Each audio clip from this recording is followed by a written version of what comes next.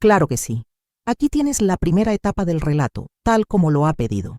Mi pueblo era Valverde de la Sierra, aunque ahora solo exista en mi cabeza y en la de unos pocos que aún quedamos. Nací allí, en una casa de piedra con el tejado de pizarra, en el año 38. Recuerdo el olor a leña quemada en invierno y a tierra mojada después de la lluvia en primavera. Era un olor que se te metía dentro, que te definía. El río, el Tajo, pasaba cerca, y su murmullo era la banda sonora de nuestra vida. No era un río grande en esa parte, más bien un arroyo juguetón, lleno de truchas y con orillas de guijarros donde pasábamos las tardes de verano. Mi padre, Antonio, era un hombre de campo, de manos grandes y callosas, que sabía leer las nubes y la tierra como nadie. Cultivábamos patatas, garbanzos, algo de trigo para el pan de casa. También teníamos unas pocas ovejas y gallinas. Mi madre, Carmen, era el alma de la casa, siempre con el delantal puesto, cocinando en el fogón, cosiendo o cuidando de nosotros. Éramos 5 hermanos. Yo era la segunda, después de mi hermano mayor, Manuel. Luego vinieron las pequeñas, Isabel y Rosa, y el Benjamín, Pedro. La casa siempre estaba llena de vida, de risas, de algún que otro llanto, pero sobre todo de ese ruido constante de una familia numerosa. Vivíamos con lo justo, como casi todos en el pueblo. No había lujos, pero tampoco nos faltaba de nada esencial. La comida venía de la tierra, la ropa se remendaba una y otra vez, y el ocio era el que nos daban las fiestas del pueblo, las reuniones en la plaza o las historias que se contaban al calor de la lumbre. Recuerdo las noches de verano, sentados en el portal, viendo las estrellas y escuchando a los grillos. Mi padre nos contaba cuentos de lobos y de duendes, y mi madre nos cantaba nanas antiguas que se sabían de memoria. Era una vida sencilla, sí, pero llena de un sentido profundo, de una conexión con la tierra y con los nuestros que hoy ya no se encuentra. La escuela estaba en el centro del pueblo, al lado de la iglesia. Éramos pocos alumnos, todos revueltos en la misma clase, desde los más pequeños hasta los que ya casi salían para empezar a trabajar en el campo. Don Ramón, el maestro, era un hombre paciente con gafas en la punta de la nariz que nos enseñaba a leer, a escribir y las 4 reglas. A mí me encantaba aprender. Soñaba con leer todos los libros del mundo, aunque en Valverde de la Sierra no había muchos. Mi mayor tesoro era un libro viejo de cuentos que mi abuela me había regalado. Lo leía y releía bajo el nogal del patio, imaginando otros mundos más allá de las montañas que rodeaban nuestro valle. Las mañanas empezaban temprano. Antes de que saliera el sol, ya estábamos en pie. Mi madre encendía el fuego. El olor a café de puchero y a pan tostado llenaba la cocina. Los hombres salían al campo y nosotras, las mujeres, nos encargábamos de las tareas de la casa y de los animales. Yo ayudaba a mi madre a ordeñar las cabras, a preparar el queso fresco, a lavar la ropa en el pilón de la fuente. Era un trabajo duro, pero lo hacíamos juntas, cantando a veces, otras en silencio, solo con el sonido del agua y el roce de la ropa contra la piedra. Los domingos eran diferentes. Era el día de ir a misa, de ponerse la ropa buena, aunque fuera la misma de siempre, pero limpia y planchada. Después de misa, los hombres se quedaban charlando en la plaza, y las mujeres íbamos a casa a preparar el cocido o el asado, si había suerte. Por la tarde la gente paseaba, los niños jugaban a la pelota o a la gallinita ciega, y los jóvenes se miraban de reojo, buscando un amor. Yo, de joven, era un poco soñadora. Me gustaba sentarme en la orilla del río y ver cómo el agua corría, imaginando que me llevaba a otros lugares, a ciudades que solo conocía por los libros. Me veía trabajando en una tienda, o quizás de maestra, como don Ramón. Quería ver mundo, aunque fuera solo un poquito. Mi mejor amiga era Lucía. Su casa estaba a solo unos metros de la mía. Crecimos juntas, compartiendo secretos, travesuras y los primeros desengaños. Con ella me escapaba a veces al bosque, a recoger setas o moras, y nos sentábamos a charlar sobre lo que haríamos cuando fuéramos mayores. Ella quería casarse con el hijo del panadero, un chico guapo y trabajador. Yo no tenía prisa por casarme. Quería aprender más, viajar, conocer, pero en un pueblo como Valverde, El destino de las mujeres estaba bastante marcado: casarse, tener hijos y cuidar de la casa. Era lo que se esperaba de nosotras. Las fiestas del pueblo eran lo más esperado del año. San Isidro en mayo, con la procesión y los bailes en la plaza, y la fiesta de la Virgen de agosto, que duraba 3 días. Venía gente de los pueblos de alrededor, había orquesta, puestos de turrón y churros. Era una alegría desbordante, una explosión de vida. Los jóvenes bailábamos hasta el amanecer, y los mayores se sentaban en los bancos, viendo el jolgorio, recordando sus propias juventudes. Esos días, el pueblo entero se transformaba. Las calles se llenaban de farolillos, las casas se engalanaban, y hasta el aire parecía vibrar con la música y las risas. Mi abuela, la madre de mi padre, vivía con nosotros.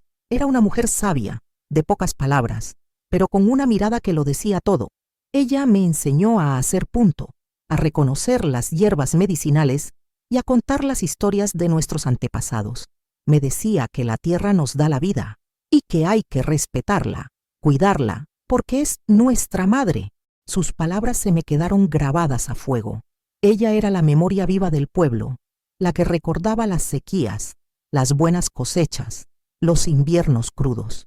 Con ella aprendí el valor de la comunidad, de ayudarse unos a otros, de ser uno con el lugar donde se nace. En Valverde de la Sierra, la vida transcurría lenta, al ritmo de las estaciones. El invierno nos encerraba en casa, alrededor del fuego, contando historias y haciendo trabajos manuales. La primavera traía el renacer de los campos, el olor a azahar y el canto de los pájaros. El verano era tiempo de trabajo duro en la recolección, pero también de baños en el río y de noches frescas bajo las estrellas. Y el otoño, con sus colores ocres y el olor a humedad, nos preparaba para el nuevo ciclo. Era un ciclo que se repetía año tras año, generación tras generación. Parecía que nada podía cambiar, que Valverde de la Sierra sería siempre ese remanso de paz, ese hogar inmutable. Pero la vida a veces tiene otros planes, planes que vienen de fuera, de despachos lejanos, de gente que no conoce tu tierra ni tu gente. Recuerdo que empezaron a llegar rumores. Al principio eran susurros, comentarios entre los hombres en la taberna, algo que se decía en voz baja, que si iban a hacer una presa, que si el río iba a crecer, que si... Nadie le daba mucha importancia. ¿Una presa aquí, en nuestro valle? Era impensable. Nuestro pueblo había estado ahí desde siempre, enclavado entre esas montañas, protegido por el río. ¿Cómo iban a tocar eso? Los rumores se hicieron más fuertes. Empezaron a verse coches extraños por los caminos, hombres con planos y cámaras midiendo la tierra. Venían de la capital, decían. Eran ingenieros. Un día, a principios de los años 60, un coche oficial de esos que nunca se veían por Valverde llegó a la plaza. De él bajaron unos señores trajeados, acompañados por el alcalde, que parecía más pequeño y asustado de lo normal. Se metieron en el ayuntamiento y estuvieron allí horas. Cuando salieron, la cara del alcalde era un poema. Convocaron a todo el pueblo. Nos reunimos en la plaza, expectantes, con un nudo en el estómago.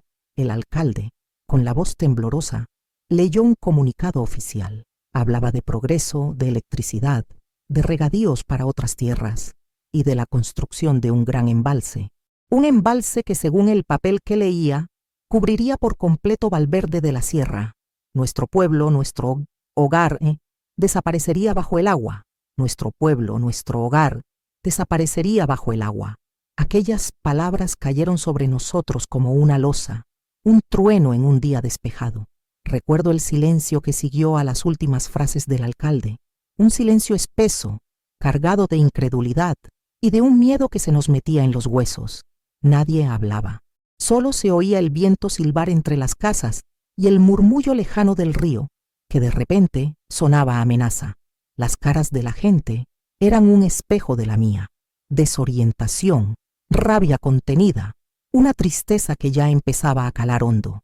Mi padre apretó los puños. Mi madre se llevó la mano a la boca, sus ojos llenos de lágrimas que se negaba a derramar.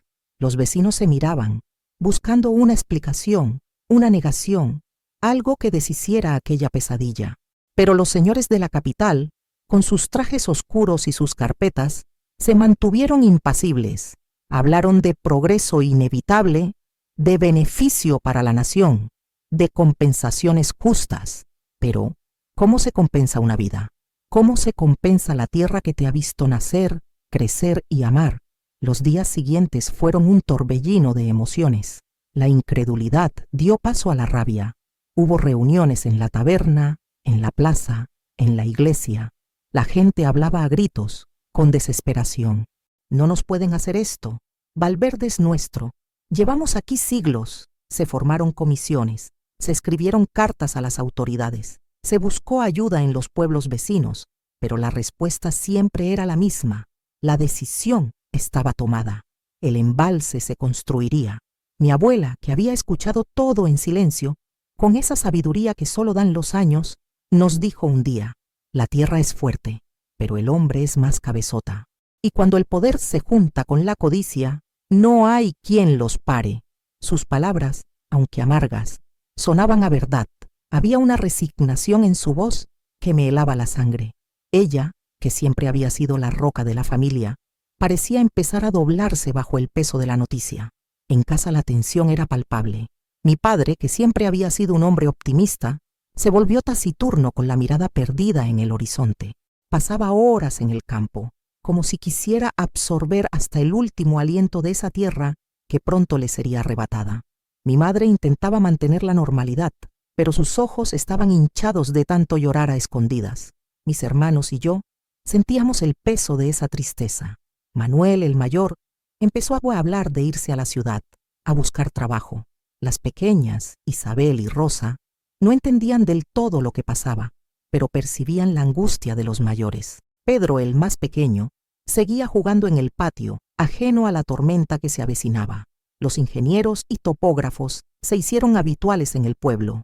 Medían, marcaban, clavaban estacas. Cada estaca era un puñal en el corazón de Valverde. Empezaron a llegar los primeros papeles. Las notificaciones de expropiación eran folios llenos de palabras legales, de cifras que nos parecían ridículas. Valoraban nuestras casas, nuestras tierras, nuestros animales, como si fueran meros objetos, sin alma, sin historia. Mi padre se negaba a firmar. Esto no vale nada, decía, arrugando los papeles. Mi casa no tiene precio. Mi tierra no se vende. Pero la presión era inmensa. Venían abogados, representantes del gobierno. Hablaban de plazos, de desalojos forzosos si no se llegaba a un acuerdo. Algunos vecinos, los más desesperados o los que veían una oportunidad, empezaron a ceder. Vendían sus propiedades por un precio irrisorio y se marchaban, con la cabeza gacha, hacia lo desconocido. Ver cómo las primeras familias se iban, cómo sus casas quedaban vacías, con las ventanas tapiadas, era como ver morir el pueblo a pedazos. Cada partida era un pellizco en el alma de los que nos quedábamos. Lucía, mi amiga, estaba desolada. Su novio, el hijo del panadero, había decidido irse a Madrid con su familia. Le había prometido que volvería a por ella, que la esperaría. Pero yo veía en sus ojos la duda, el miedo a que esa promesa se la llevara el viento, como tantas cosas en esos días. Ella, que soñaba con casarse en la iglesia del pueblo, ahora veía cómo su futuro se desdibujaba, como una acuarela bajo la lluvia. La vida en Valverde se volvió extraña. Se dejó de sembrar con la misma ilusión porque, ¿para qué? ¿Para que el agua se lo llevara todo? Las conversaciones giraban siempre en torno al mismo tema: el embalse, el futuro incierto, la injusticia. La alegría de las fiestas se apagó. Las risas eran escasas, sustituidas por suspiros y silencios. La gente se aislaba, cada uno con su pena, su rabia. La comunidad, que antes había sido tan fuerte, empezaba a resquebrajarse. Un día llegó un hombre al pueblo. Se llamaba don Ramiro. Decía ser un intermediario, un facilitador para las expropiaciones. Era un tipo con un traje impecable, una sonrisa demasiado amplia y unos ojos que no inspiraban confianza. Hablaba con voz melosa, prometiendo ayudas, reubicaciones, mejores precios, pero sus palabras eran huecas y sus promesas humo. Se rumoreaba que se aprovechaba de la desesperación de la gente, comprando tierras por debajo de su valor real, para luego revenderlas a la empresa constructora. Algunos le creyeron, otros le temieron. Mi padre le echó de casa a gritos cuando intentó convencerle de firmar. «¡Fuera de aquí, buitre! ¡Mi tierra no se toca!». La resistencia, sin embargo, era inútil. El gobierno había declarado el proyecto de interés nacional. Eso significaba que no había vuelta atrás. Las máquinas empezaron a llegar. Grandes camiones, excavadoras, grúas, se instalaron en las afueras del pueblo, en el mismo lugar donde antes habíamos ido a recoger setas. El ruido de los motores, el traqueteo constante, se convirtió en la nueva banda sonora de Valverde. Era un sonido invasivo que nos recordaba a cada instante lo que se nos venía encima. El primer golpe real fue cuando empezaron a dinamitar las montañas para abrir paso a la carretera de acceso a la obra. El estruendo era ensordecedor y la tierra temblaba bajo nuestros pies. Veíamos el polvo levantarse, cubriendo el cielo, y nos dábamos cuenta de que no había marcha atrás. La naturaleza, que siempre había sido nuestra aliada, ahora parecía ser cómplice de nuestra destrucción. Mi hermano Manuel, harto de la situación, decidió irse. Tenía poco más de 20 años. Se fue a Barcelona, buscando un futuro que Valverde ya no le podía ofrecer. Fue la primera gran pérdida en nuestra familia. Mi madre lloró amargamente su partida. «Se nos va el alma», decía. Yo sentía un vacío inmenso. Manuel siempre había sido mi protector, mi confidente. Su marcha fue un presagio de lo que vendría después. La situación económica se volvió insostenible. Con la incertidumbre nadie quería comprar nuestros productos. Las cosechas se quedaban en el campo o se malvendían. Las ovejas adelgazaban. Mi padre intentó buscar trabajo en los pueblos cercanos, pero no había nada. La desesperación crecía. Mi madre, con su ingenio de siempre, empezó a tejer mantas y a venderlas a los pocos forasteros que aún pasaban por allí. Yo la ayudaba, pero no era suficiente. La violencia también hizo su aparición. No era la violencia de los golpes, sino la de la desesperación. Hubo discusiones acaloradas entre vecinos, acusaciones, resentimientos. Algunos culpaban a otros de haber vendido demasiado pronto, de haber traicionado al pueblo. La unidad se había roto. Recuerdo una noche en que la taberna se convirtió en un campo de batalla verbal, con gritos y amenazas. Mi padre volvió a casa con la cara desencajada, diciendo que ya no reconocía a su gente. Un día, llegó la orden de desalojo para nuestra casa. Nos daban un mes para recoger una vida entera. Mi madre se sentó en el suelo de la cocina y lloró como nunca la había visto llorar. Mi padre se fue al campo y no volvió hasta el anochecer, con los ojos rojos y el alma rota. Mi abuela, con su voz calmada, nos dijo: «Hay que irse. No podemos luchar contra el agua. El agua siempre gana». Empezamos a empaquetar. No teníamos muchas cosas, pero cada objeto estaba cargado de recuerdos. La cuna de mis hermanos, las fotos amarillentas, la vajilla de mi abuela, el baúl con la ropa de fiesta. Cada cosa que metíamos en un saco era un trozo de nuestra historia que se iba. Era como desenterrar un tesoro para luego enterrarlo de nuevo en otro lugar. La búsqueda de un nuevo hogar fue angustiosa. No teníamos mucho dinero, y los precios en los pueblos cercanos se habían disparado con la llegada de tanta gente desplazada. Mi padre había oído hablar de un programa de reubicación, de unas casas nuevas que construirían para los afectados por el embalse, pero estaban lejos, en un lugar que no conocíamos, sin tierra para cultivar, sin el río, sin nuestras montañas. Era un pueblo artificial, sin alma. Mientras tanto, el pueblo se vaciaba. Las calles, antes llenas de vida, ahora estaban desiertas. El eco de nuestros pasos era el único sonido.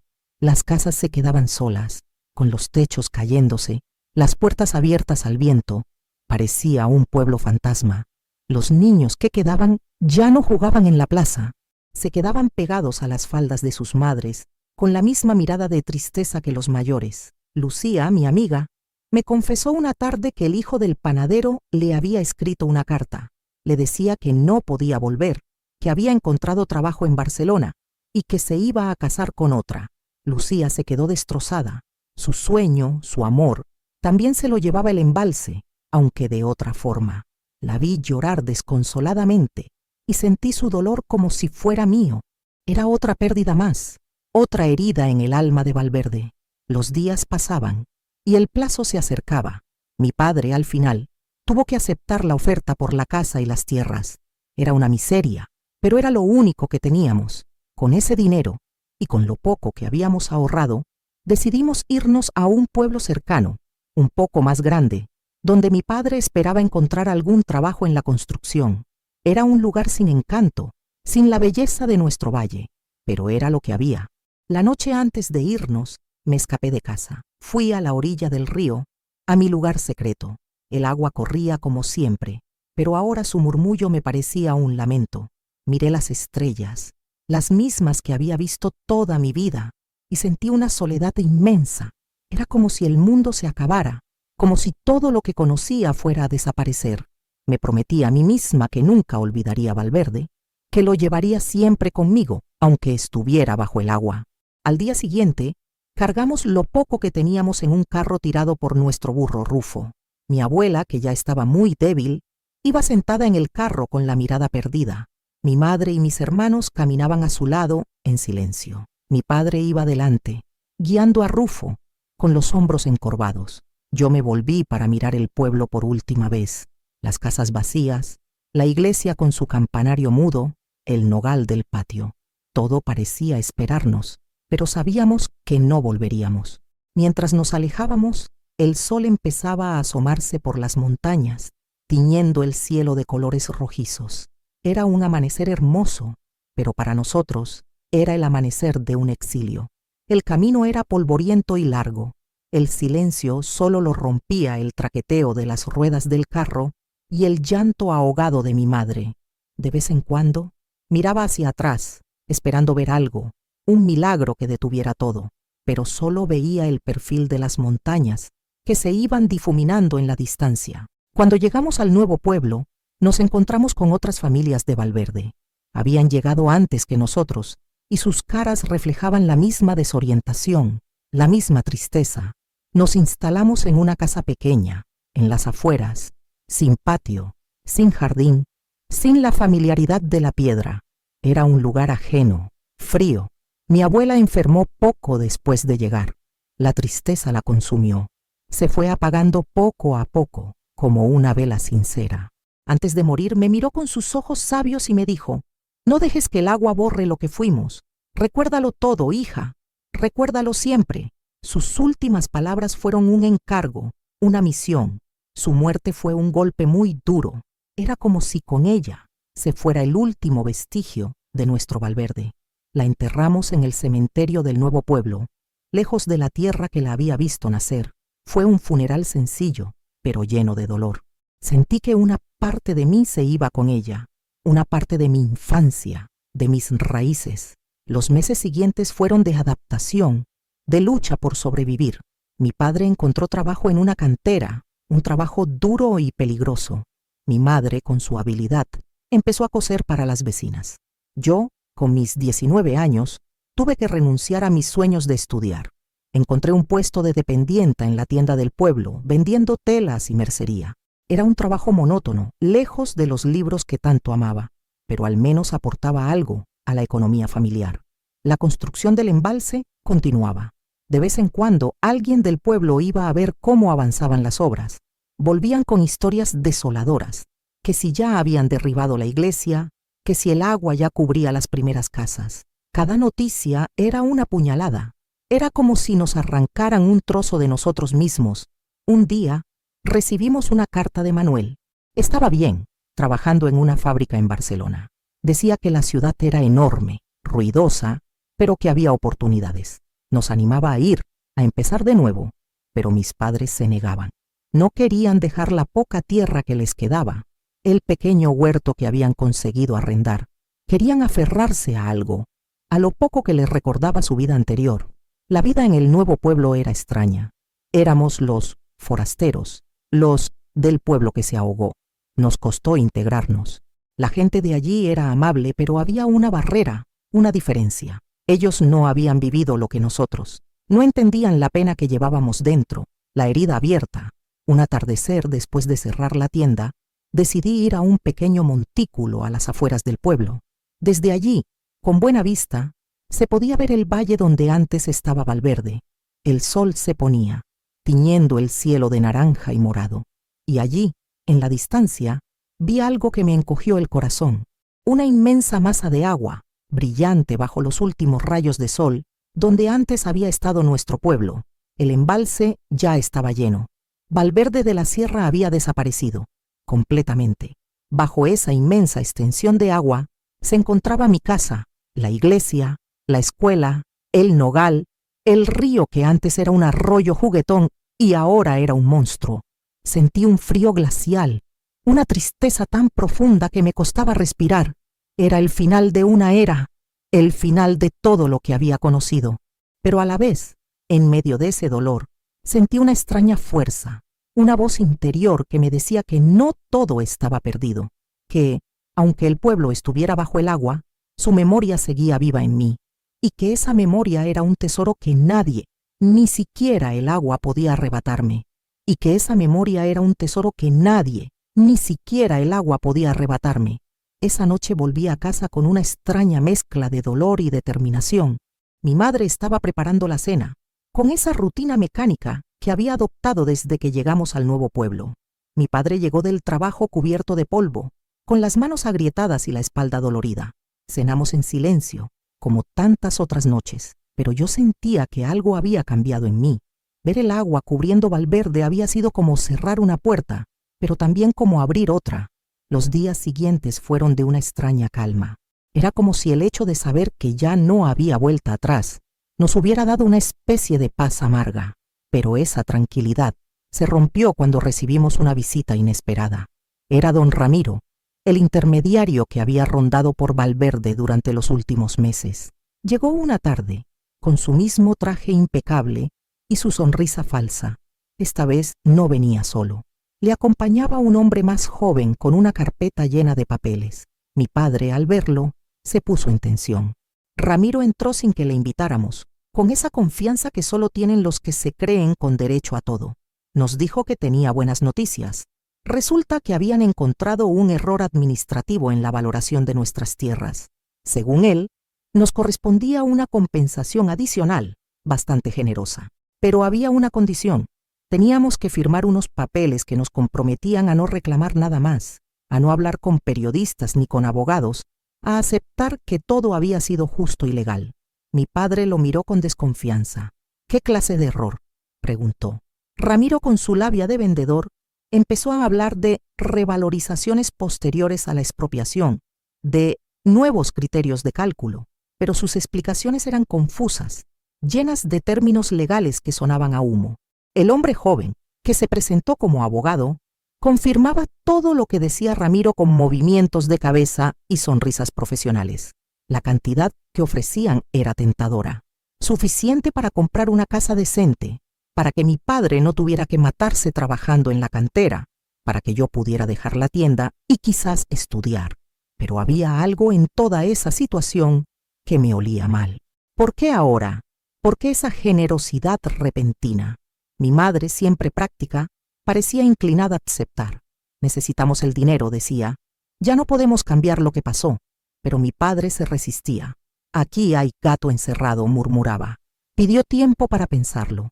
Ramiro insistía en que la oferta tenía fecha de caducidad, que era ahora o nunca. Se fueron, dejando los papeles sobre la mesa de la cocina, como una tentación envenenada. Esa noche no pude dormir. Algo me decía que había más en toda esta historia de lo que nos habían contado. Al día siguiente, después del trabajo, fui a buscar a otros vecinos de Valverde que vivían en el pueblo. Quería saber si a ellos también les habían hecho la misma oferta. Lo que descubrí me dejó helada. La familia de Lucía había recibido la misma visita, pero con una propuesta diferente. A ellos les ofrecían menos dinero y les habían dicho que era una ayuda extraordinaria del gobierno. Los García, que tenían más tierras que nosotros, también habían recibido una oferta, pero superior a la nuestra. Era evidente que Ramiro y su socio estaban jugando con nosotros, ofreciendo cantidades diferentes según lo que creían que cada familia podría aceptar. Pero lo más inquietante lo descubrí hablando con el viejo Sebastián, que había sido el cartero de Valverde durante 40 años. Él conocía todos los chismes, todos los secretos. Me contó que había oído rumores sobre irregularidades en las expropiaciones, que algunas tierras habían sido valoradas muy por debajo de su precio real y que luego habían sido revendidas a empresas privadas antes de que se llenara el embalse, que había habido negocios turbios, comisiones ilegales, gente que se había enriquecido a costa de nuestra desgracia. Pero nadie va a decir nada, me dijo Sebastián con amargura. La gente está cansada, tiene miedo, necesita el dinero, y los que saben la verdad están muy arriba, muy protegidos. Volví a casa con la cabeza bullendo. ¿Era posible que nos hubieran robado 2 veces? Primero el pueblo y luego el dinero que valía realmente. La rabia que sentí fue como un fuego en el pecho. No era solo por nosotros, sino por todos los que habían perdido sus casas, sus tierras, sus vidas. Por mi abuela que se había muerto de pena, por Lucía, que había perdido a su novio, por Manuel, que había tenido que irse a la ciudad, por todos los que habían sufrido en silencio. Esa noche hablé con mis padres, les conté lo que había averiguado. Mi padre se puso furioso. Lo sabía, sabía que había trampa, gritaba. Mi madre se echó a llorar. No eran lágrimas de tristeza, sino de rabia, de impotencia. ¿Y qué podemos hacer?, preguntaba. ¿Quién nos va a escuchar? Decidí que tenía que hacer algo. No podía quedarme callada. Al día siguiente, en lugar de ir a la tienda, cogí el autobús a la capital. Tenía una idea, quizás loca, pero era lo único que se me ocurría. Había oído hablar de un periodista, un tal García Mendoza, que se dedicaba a destapar casos de corrupción. Trabajaba en un periódico pequeño, pero honesto. Encontrar su oficina no fue fácil. Estaba en un edificio viejo, en un segundo piso sin ascensor. Cuando llegué, estaba escribiendo a máquina, rodeado de papeles y fotos. Era un hombre de mediana edad, con el pelo revuelto y gafas gruesas. Al principio, se mostró escéptico. Estaba acostumbrado a que la gente fuera a contarle historias inverosímiles, pero cuando empecé a hablar, a contarle todo lo que sabía, vi que su expresión cambiaba. Tomó notas, hizo preguntas, me pidió nombres, fechas, documentos. Yo le di todo lo que tenía. También le hablé de Ramiro, de las ofertas contradictorias, de los rumores que había oído. García Mendoza me escuchó con atención, asintiendo a veces, frunciendo el ceño otras. Esto es muy serio, me dijo al final. Pero necesito más pruebas. Necesito documentos, testimonios de otras personas. ¿Estarían dispuestos a hablar? Le prometí que haría lo que pudiera. Volví al pueblo con una mezcla de esperanza y miedo. Hablar había sido liberador, pero también me daba cuenta de que me estaba metiendo en algo muy grande, algo que podría tener consecuencias. Los días siguientes fueron intensos. Hablé con más familias de Valverde, intentando convencerlas de que colaboraran con la investigación. Algunos se negaron, asustados. Ya hemos perdido bastante, decían. No queremos más problemas. Pero otros, especialmente los que más habían sufrido, accedieron a contar su historia. Sebastián, el viejo cartero, fue mi mayor aliado. Tenía una memoria prodigiosa y recordaba detalles que a otros se les habían olvidado. También tenía contactos, gente que le debía favores. A través de él, conseguimos algunos documentos que demostraban las irregularidades en las valoraciones. Ramiro volvió a visitarnos, esta vez más insistente. Había oído rumores, decía, de que algunos desagradecidos estaban intentando crear problemas. Nos advirtió de que hablar con periodistas o abogados podría complicar nuestro futuro. Su tono ya no era tan meloso como antes. Había una amenaza velada en sus palabras. Mi padre le dijo que se fuera de nuestra casa y que no volviera. Pero Ramiro tenía sus propios recursos. A los pocos días mi padre fue despedido de la cantera. Le dijeron que había recortes de plantilla, pero todos sabíamos la verdad. A mí me echaron de la tienda sin explicaciones. De repente, nos quedamos sin ingresos, en una situación desesperada. García Mendoza, el periodista, siguió investigando. Descubrió una red de corrupción que iba más allá de lo que habíamos imaginado. Funcionarios del gobierno, empresarios, intermediarios como Ramiro, todos formaban parte de un entramado que se había beneficiado de la construcción del embalse. Las expropiaciones habían sido solo el primer paso. Después, habían revendido tierras, habían inflado los costes de la obra, habían creado empresas fantasma. El artículo se publicó en el periódico un domingo de noviembre. Era un reportaje largo, con testimonios de muchas familias, documentos, fotografías. La historia de Valverde de la Sierra se convirtió en el símbolo de algo mucho más grande, el abuso del poder la corrupción, el olvido de la gente humilde. La reacción fue inmediata. Otros periódicos se hicieron eco de la noticia. Llegaron televisiones, radios. De repente, nuestra pequeña tragedia se había convertido en un escándalo nacional. Llegaron abogados ofreciendo ayuda gratuita, políticos haciendo declaraciones, funcionarios negando todo, pero también llegaron las represalias. Una noche, tiraron una piedra contra la ventana de nuestra casa. Encontramos pintadas en la puerta. Recibimos llamadas amenazantes. Ramiro había desaparecido, pero sus cómplices seguían activos. Vivíamos con miedo, pero también con una extraña satisfacción. Por fin, la verdad estaba saliendo a la luz. El proceso judicial duró años. Hubo arrestos, dimisiones, condenas. Algunos de los responsables fueron a la cárcel. Otros, los más protegidos, se libraron con multas o inhabilitaciones. Nosotros, las víctimas, conseguimos una compensación adicional, no muy generosa, pero algo era algo. Más importante que el dinero era la sensación de que la justicia, aunque tarde, había llegado. Con el dinero de la compensación, mis padres compraron una casita con un pequeño huerto en un pueblo cercano. No era Valverde, nunca podría serlo, pero al menos tenían un pedazo de tierra que cuidar. Mi padre dejó la cantera y volvió a cultivar. Mi madre recuperó su sonrisa.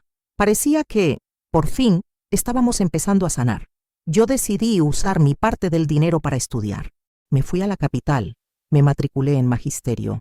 Quería ser maestra como había soñado de niña. Quería enseñar a otros niños, contarles historias, abrir sus mentes a la lectura y al conocimiento. Era mi forma de honrar la memoria de mi abuela, de don Ramón, de todos los que habían creído en la educación. Los estudios fueron duros, había perdido años, tenía que ponerme al día. Pero la determinación que había encontrado el día que vi el embalse me ayudó a seguir adelante. García Mendoza, el periodista, se había convertido en un amigo. Me animaba, me ayudaba con los estudios, me contaba historias de otros casos que había investigado. Él me enseñó que la verdad, aunque duela, siempre vale la pena. Terminé la carrera con buenas notas. Conseguí trabajo en una escuela de un pueblo de montaña, parecido a Valverde, pero más pequeño. Allí conocí a Miguel, un maestro joven, idealista como yo. Nos enamoramos, nos casamos, tuvimos 2 hijos, Antonio como mi padre y Carmen como mi madre. Era una vida sencilla, pero plena. Los años pasaron. Mis padres envejecieron tranquilos en su casita. Mi hermano Manuel se quedó en Barcelona, se casó, tuvo hijos.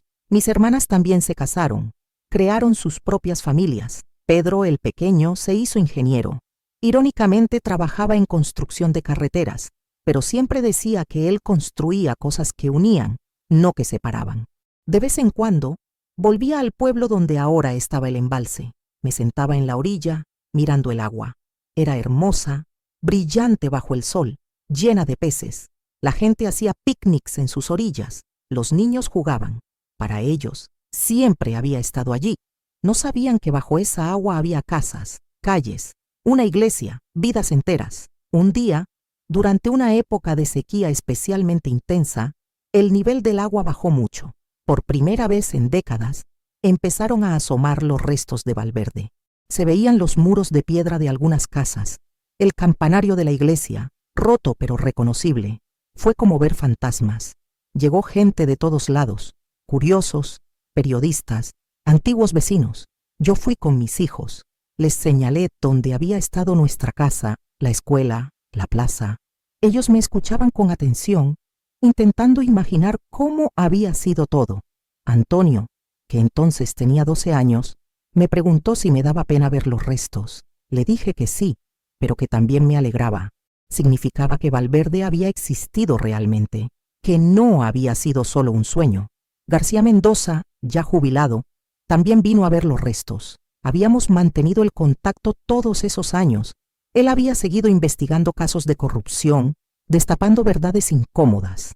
Me dijo que el caso de Valverde había sido uno de los que más le habían marcado, porque había visto la cara humana de la injusticia. Caminamos entre las ruinas sumergidas recordando. Me contó que había escrito un libro sobre el caso, que iba a publicarlo pronto. Quería que la historia no se olvidara, que sirviera de lección para el futuro. Le dije que me parecía una idea estupenda. La memoria, al fin y al cabo, era lo único que nos quedaba. Esa noche en el hotel del pueblo, escribí una carta larga a mis hijos. Les conté toda la historia, desde el principio. Les hablé de su bisabuela, de Valverde, de la lucha por la justicia. Quería que lo supieran todo, que llevaran esa memoria consigo. La historia de Valverde era también su historia, parte de lo que los había hecho ser quienes eran. Los restos del pueblo volvieron a quedar cubiertos cuando llegaron las lluvias del otoño. Pero algo había cambiado. La gente empezó a hablar de Valverde, a recordar. Se creó una asociación para preservar la memoria de los pueblos sumergidos. Se hicieron exposiciones, documentales, libros. Nuestra pequeña tragedia se convirtió en parte de la historia oficial. Yo, mientras tanto, seguí dando clases. En mis lecciones, siempre encontraba la forma de hablar de Valverde, de la importancia de recordar, de no dejar que la injusticia pase sin más. Los niños me escuchaban fascinados. Para ellos era como un cuento, pero sabían que era real. Cuando me jubilé, decidí escribir mis propias memorias. No era fácil remover tantos recuerdos, tanto dolor, pero sentía que era mi deber. Mi abuela me había encargado que no dejara que el agua borrara lo que fuimos, y eso era lo que estaba haciendo, mantener viva la memoria. Ahora tengo 85 años. Vivo en una residencia tranquila, bien cuidada. Mis hijos me visitan regularmente. Mis nietos me traen fotos, historias de sus vidas. A veces algún periodista o estudiante viene a entrevistarme sobre Valverde. Siempre acepto. Mientras tenga voz, seguiré contando la historia. El embalse sigue ahí, brillante y hermoso. Ha traído prosperidad a la región, electricidad a miles de hogares, agua para los cultivos. No puedo negar que ha servido para algo, pero el precio que se pagó fue muy alto, no solo en dinero, sino en vidas, en historias, en memorias borradas. A veces me preguntan si me arrepiento de haber luchado, si no habría sido más fácil aceptar la compensación de Ramiro y callar. La respuesta siempre es no. La verdad duele, pero libera. La justicia llega tarde, pero llega. Y la memoria, aunque duela, es lo que nos hace humanos.